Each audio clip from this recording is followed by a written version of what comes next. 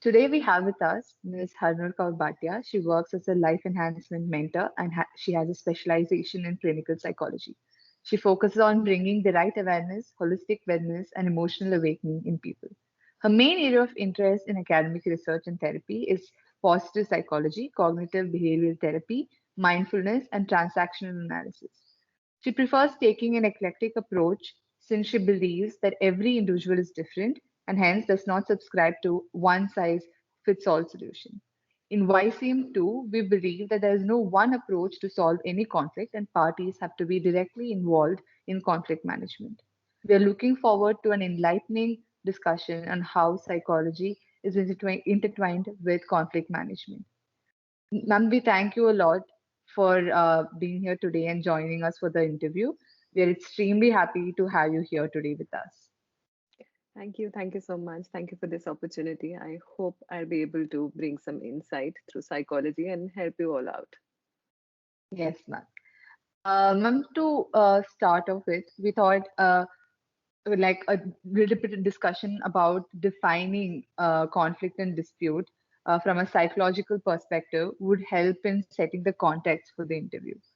So, could you provide us an insight into how to define a conflict or a dispute from a psychological perspective? Yeah. So when we talk about psychology, so psychology is a study of human behavior. So when we talk about human behavior, we don't generally look into a conflict between two people. In psychology, we also look into intrapersonal conflict, which is the conflict within us own selves, which Yeah, further creates a conflict with other people. So if I feel my needs are threatened, or if I feel, oh, my values are getting compromised, I will have a conflict with the other person. But that sure. conflict that I have within myself to understand that, oh, my values are getting compromised is also a type of conflict, which generally not a lot of people talk about. So in psychology, Yeah, when we define a conflict is when we feel that our needs are getting compromised or our motives are not getting sustained, that's yeah, where there's a problem. That's where we end up having a conflict. So mostly as a psychologist or a therapist, my focus is generally on the conflict within people or within themselves sure. rather than Yeah, between two parties. I think that comes a little later when I'm maybe having a marriage counseling or a couple counseling, then we focus on a conflict between two parties. yeah, that sounds great. So why do you think people are forced into getting into a fight or a conflict?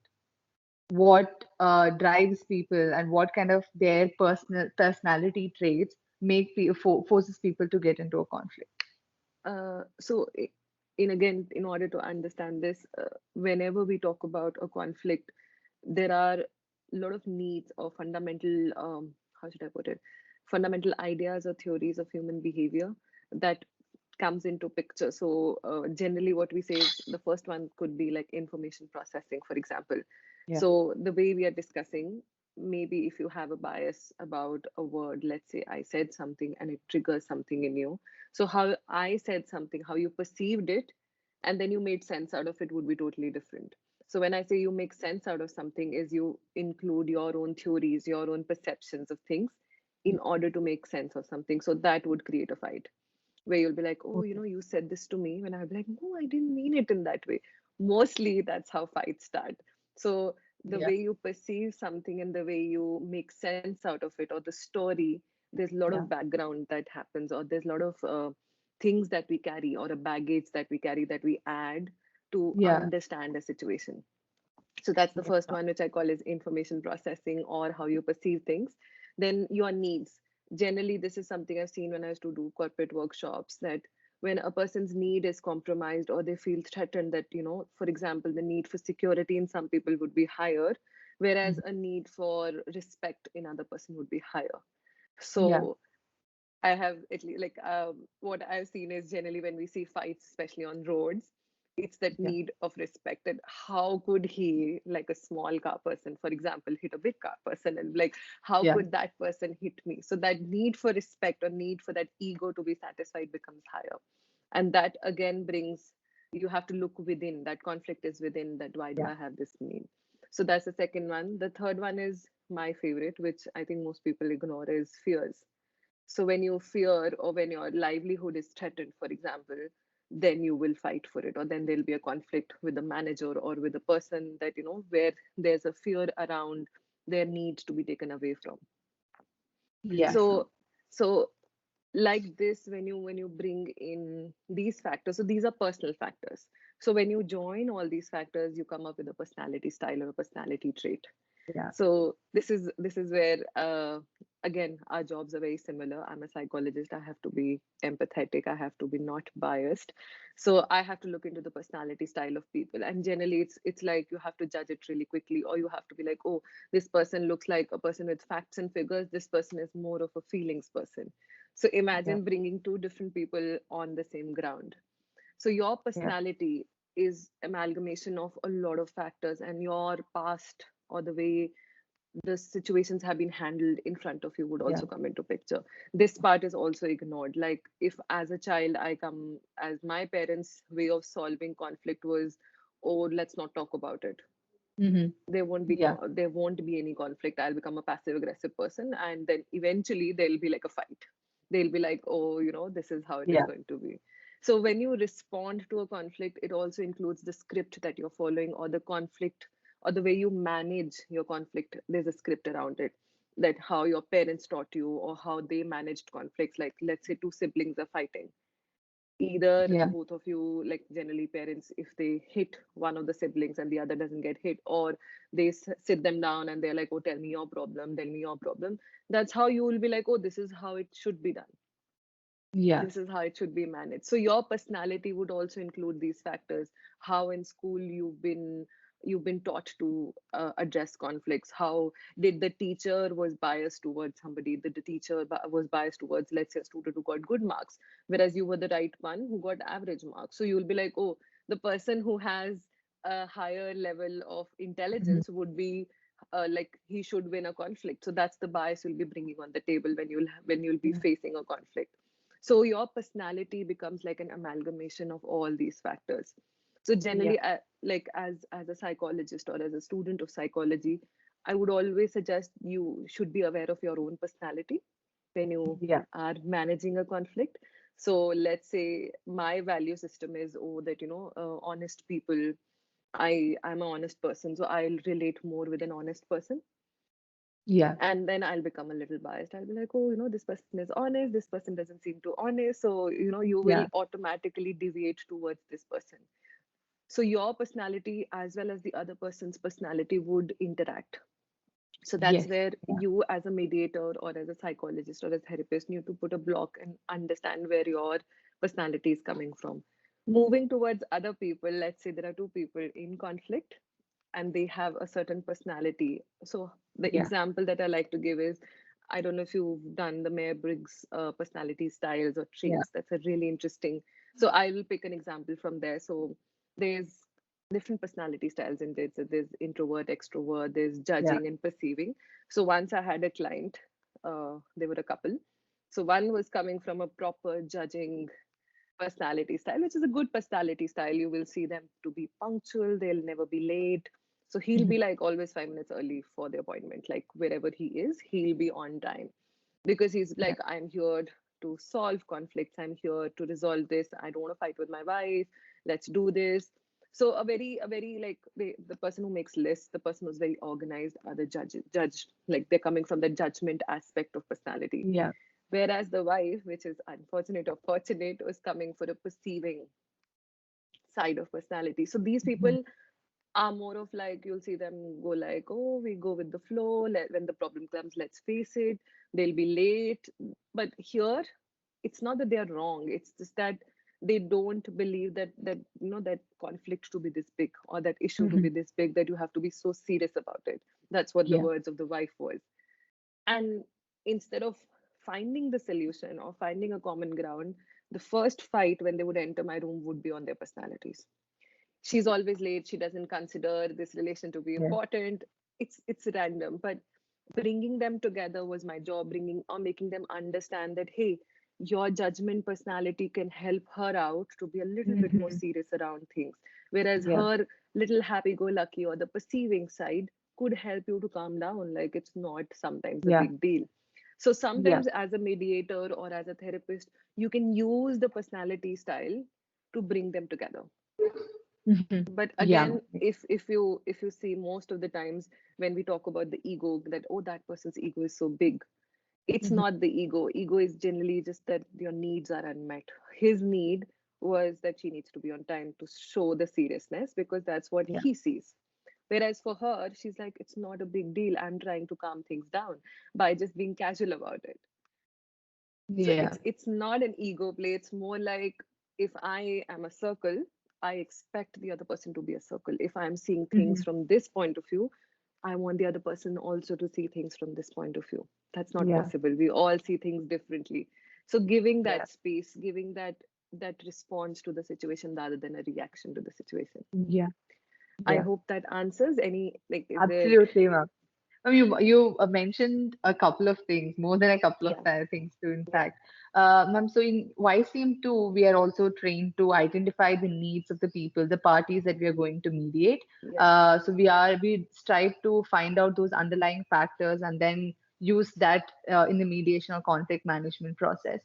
So something that we are interested as conflict managers is, do you think mediators would be an unnecessary intervention in the conflict?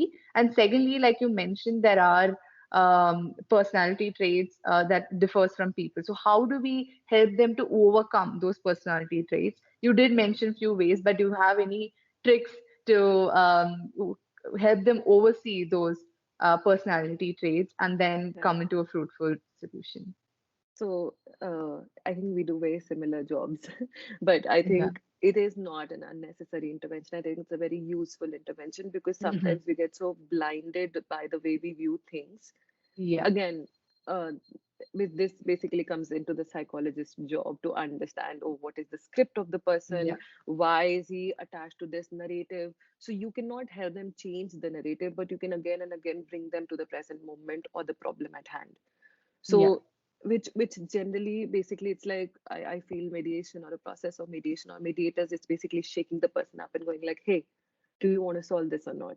Which is Yeah. sometimes needed. It's like a splash of water, and you just like wake up and go like, oh yeah, okay, this is a problem, I need to find a solution. Yeah. Because we get, as human beings, like, when I see something, when I'm not personally attached to somebody, I would Yeah. look at the thing in a rational way. Whereas Yeah. if, like, the best example, like as a psychologist, if you bring a narrative to me, I won't judge you, for example. But if you take that to a friend, she'll be like, Mhm. oh, that person is useless. Why do you keep hanging out with this person? She always gives you wrong advice. Let that person be. But when she's in that situation, she won't be able to do it.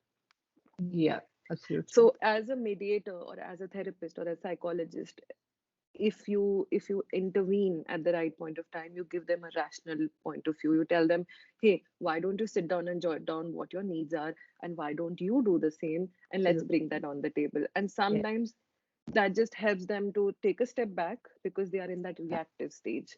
When I say reaction, it's basically like the first thing that they'll come, which is a feelings aspect. So they are basically working from an unconscious point of view of Yeah. being triggered. Like, let's say there's one need that is not being met, which has never been met since my childhood, so I'm getting triggered all over again. So the energy that I'm putting in that conflict is not for just this conflict, it is for all the conflicts that I was not able to stand up for. Yeah. So sometimes it just helps them to go back and go like, okay, how can I respond in this situation? How can I use what she's telling me? These are my Yeah. needs. Let me just do the first step. So as a Yeah. mediator, if you just focus on the conflict at hand, you will be able to bring both the parties to like a Yeah. common ground and help them figure out actually what is going on, not just on a personality level where they're just fighting amongst each other. Yeah. The Absolutely. second thing that you asked was the personality styles or the personality traits. So this is very tricky, because still now, as a therapist, it becomes very difficult to Mhm. like change somebody's personality. But again, every personality will have something that you can work with, will have Yeah. something that will help you figure out a solution. So let's say if you have somebody who's of a judging personality, like the example I was giving you, they Yeah. are very good with making lists, they are very good with thinking logically. So give them a task where you use those skills. Yeah. Whereas with the perception person, you have to find another way. You have to engage them in a talk. You have to give. So with my clients, I give them different homeworks. Some people like to write, so I'll give them homeworks regarding write it out, write your Okay. feelings down. Whereas with some people, they don't like to write. So I will tell them, okay, why don't you sit? Why don't you meditate? Why don't you reflect? So again, you have to figure out. So for you as a mediator, you have to figure out the personalities that you're juggling with. So Yeah. having that understanding will help you take them in the right direction. Otherwise, they'll be like, oh, they'll come to you, you'll be like, oh, why don't you write down? Why don't you write down? They'll be like, I don't like to write. I don't want to write. Then what will you do? Hmm. You will be stuck. Yeah. So with some people, you might have to sit down and talk to them. You might have to figure out the needs just by talking to them, because they might be of an introvert personality. They are not very vocal about their needs. They are very shy. So you have to use your own skills to understand and adjust with the personality style. Absolutely. Yeah. So that's a great advice for our current trainees and also future trainees, and we will surely like use some of these techniques. So something else that I wanted to ask you was, in your experience, so you did mention that mediation is indeed a useful intervention, or reaching out to a psychologist would be a useful intervention. As we do mainly conflict management through mediation, in your experience, do you have any stories or instances where mediation has really helped out the parties in solving the conflict? If you do, could you like share with us such an experience? So, again, as a therapist, my area of interest has always been working with high functioning individuals, like people Yeah. who, when you look at them, you'll be like, hey, that doesn't look depressed, or she doesn't look anxious, or I don't think so. There's a problem that is going on in the family. So, Yeah. generally, again, keeping in mind, I'm going to restrict it to the Indian scenario or the Indian cultural scenario. So Yeah. whenever I would see a client, so generally if I give you a marriage or a marital counseling example, Yeah. so the conflict is never between two parties. It's always also, let's say you're in a joint family system. So the Hmm. other parties would also come into picture. The mother-in-law would come, but we cannot bring them on the table. It's just the husband Yeah. and wife. So Of course. the story, like generally the issue would be the example I can give you is of like very interesting clients of mine. So if you look at the women, she will look like a super successful CEO, Hmm. doing everything by the book, very like Yeah. so when you see that personality, you will feel like really strong, like, oh my God, she's doing so well for herself. Like Yeah. career wise, she's doing amazing. And even the guy, like he's also doing really well for himself, doing a good job. Both of them are working. Hmm. And then the problem comes is when they both go into the same house, where Yeah. he becomes the son and she becomes the daughter-in-law. Yeah. And then the whole situation changes, where she is made to feel that she's less. Yeah.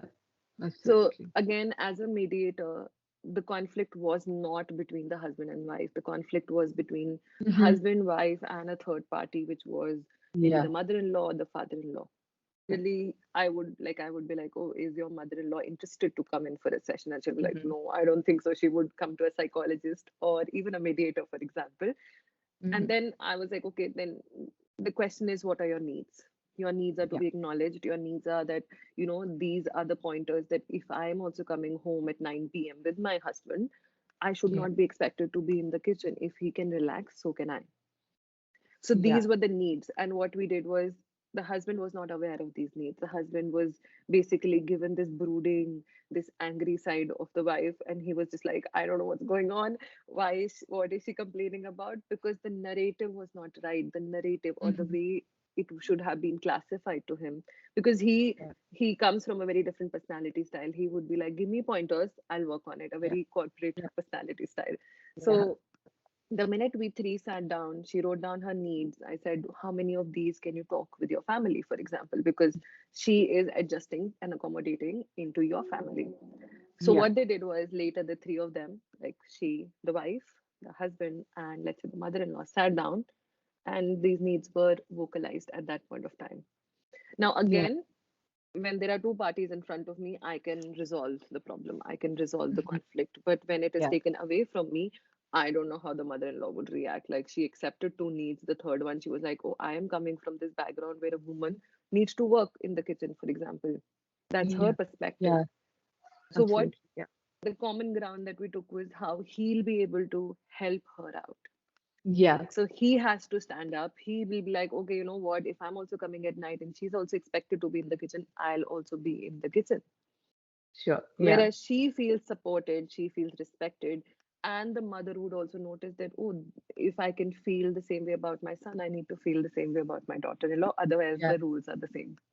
yeah, So when we have to find, again, sometimes the needs are not met, but there are other ways of helping both the parties out so that they feel connected. The point is to bring them to a common ground where there is no conflict between them. I'm not yeah. resolving a conflict between these two people with the third party. I'm here to Exactly. resolve the conflict between the two parties.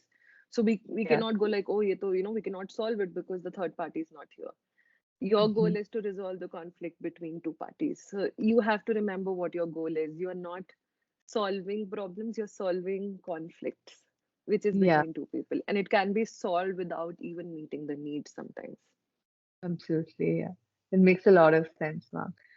So you did mention this before, and I just wanted to have like a more discussion on this. So you did mention as conflict managers or mediators or as psychologists, we do have our personal biases, and Yeah, we try to relate to people who would have a similar personality to us. yeah, But also there is a necessity for us to oversee the bias that we have, and because it's important in whatever job we do that we oversee the personal bias that we have. So how do we do that? Because personally, even I have struggled to oversee such bias that I have for few parties. So how do we do that, and how do we go about it? yeah. So I think this is my favorite topic. Like, given an opportunity, I can go on and on about it because this is Okay. something everybody struggles with, especially people in the field where we are told to be not biased, to be empathetic all the time, Mhm. to be like you have to look at the things in a rational way. We are human beings. We cannot be computers, or we cannot be like, oh, I don't have a bias. Yeah. So when I was working in Thailand, I was working in a wellness center where Mhm. basically the green people or the people who could afford having a retreat, for example, could come there. So Yeah. what my issue with them, or what I would have biases, is the kind of problems that these people are facing were Hmm. very small. If I have to think Yeah. from the problems that I've seen in a third world country, for example, they're not coming from Yeah. a third world country, they're coming from Yeah. US, they're coming from Singapore. So for them, their problem is, oh, I am not able to earn this much amount of money. And for me Yeah. personally, it is such a big, like, I had to take a step back. Hmm. Yes, So ma'am. the best way to understand biases is at least to be aware of these biases. You Hmm. cannot go inside a room and go like, oh, oh, oh, this is where, oh shit, I should not have done that. Oh, I should not have said that. But Hmm. sitting with yourself or having that awareness, okay, as a person, these are my core values.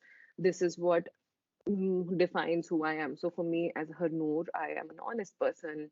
I'm a Sikh, for example. So this is another example. For me to sit in that seat where they would be Hmm. chopping off hair, I will have an anxiety attack. I'll be like, because I've been raised with that belief that I'm Yeah. not supposed to cut my hair. But for the other person who's looking at me, go like, oh, why is she having a panic attack? It's such a normal thing. Yeah.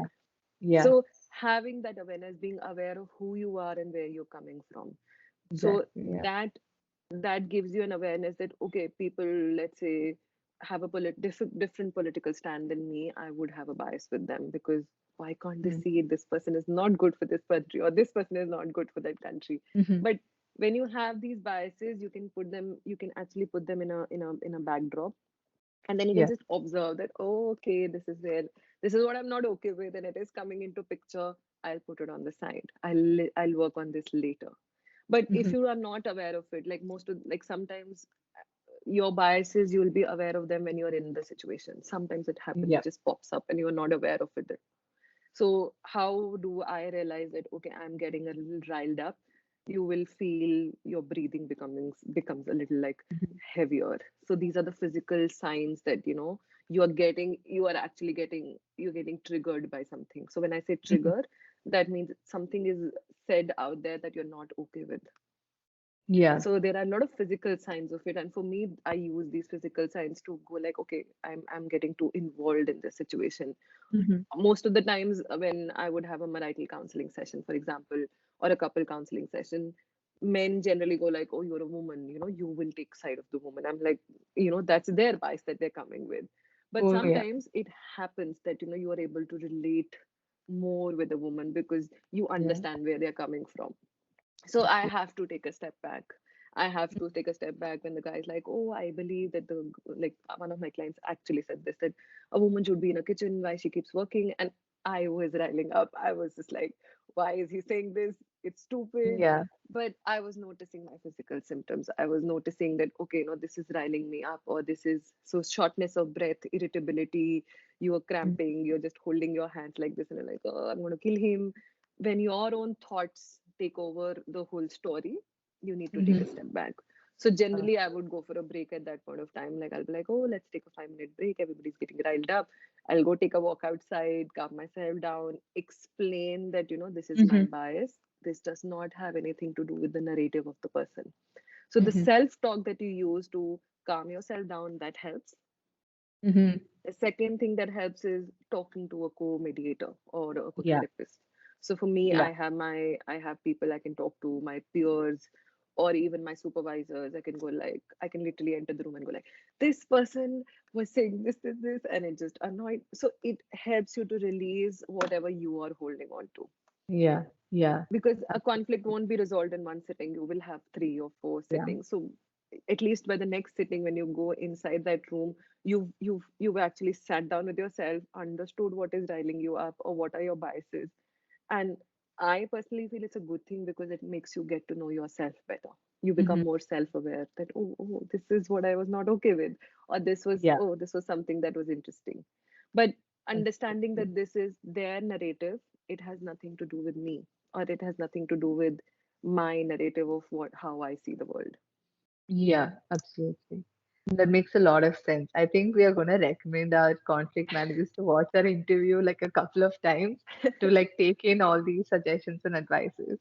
Yeah. Ma'am, so another question that I wanted to ask you was in our conflict management training process, what we did was we took a conflict that all these managers individually face. That is the conflict that they're facing right now. We did not firstly, as the first attempt, we did not go to a third party conflict. We took a conflict that we already are facing in our own lives. Because in YCM, we believe that conflict management skills or dispute resolution skills are indeed life skills. So we try to solve conflicts and disputes that we face in our lives first, and then go on to help out other people. So, do you think dispute resolution skills are indeed life skills? What is your opinion on it? Yeah. So I totally agree to this, because as human beings, we are always going to be in a conflict or the other, be it within Mhm. ourselves or with a third party. We cannot be in that state of constant calmness or peace. But Mhm. having that ability to understand our own needs as well as the needs of others, and Mhm. again, having those skills to actually figure out how to solve it is the most important one. Because Yeah. sometimes I'm aware, oh, these are my needs, and I'm aware what is the other person's needs, but Yeah. not having anything, like not having any skill to Yeah. meet the needs, like, or to understand how these two needs can be met together, or what can be a collaborative effort to reach both the goals. So Yeah. again, when you say it's a life skill, given a choice, if I would ever do anything in education for children, Mhm. I would, apart from children understanding emotions, I would Mhm. add this as a very important thing. Like instead of moral science that we have in schools, I would say, why not Yeah. having something like this, where we Absolutely. teach children how to manage conflicts, how Yeah. to manage fights. Because again, if I see a parent, generally these days both the parents are working, they don't have time to sit both the children down and go like, oh, what is your need, what is your, so they'll be Yeah. like, either one of them would either get beaten up, or either one of them Yeah. would be asked to shut up. So these two Yeah. things create a different side of personality.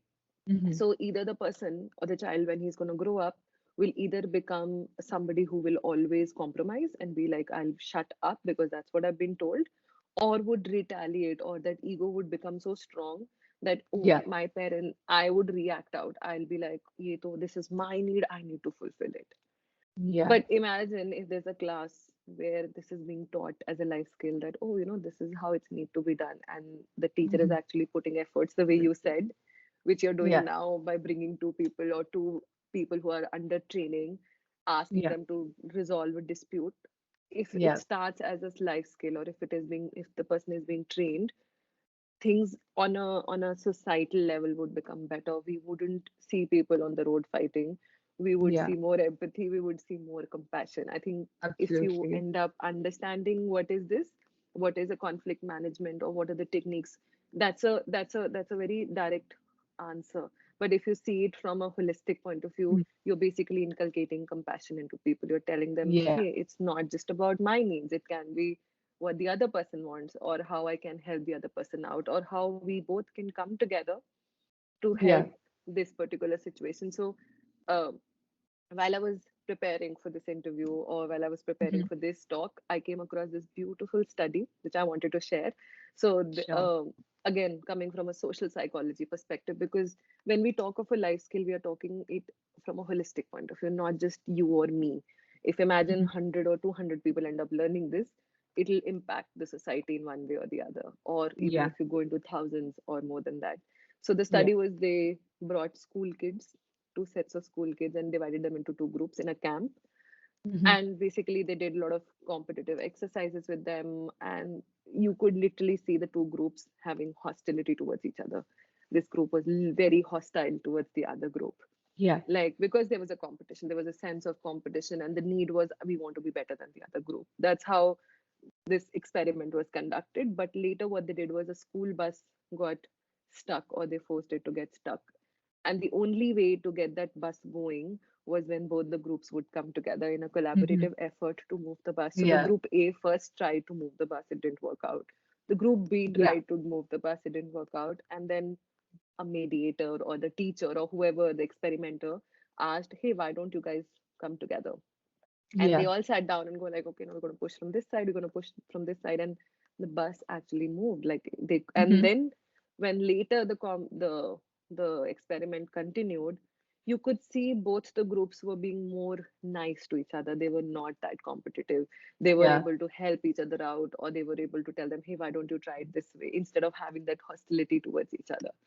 So Hmm. having a mediator, or having those skills, it is a life skill. It will help not just to parties, but it'll help to change society for Yeah. better, I feel. Absolutely, absolutely, ma'am. So that's what even we strive to do through YCM, through making these conflict managers learn this as a life skill, and also by including youth leadership, we're trying to make indeed like a societal change rather than Yeah. just a conflict management.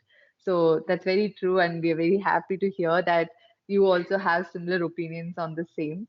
Ma'am, thank you so much for taking your time to sit with us and having this discussion. It has been a wonderful time. I personally learned a lot, and I'm going to recommend my other peers also who are conflict managers to take in all this advice when we start our services. So that's going to be incredibly helpful for us.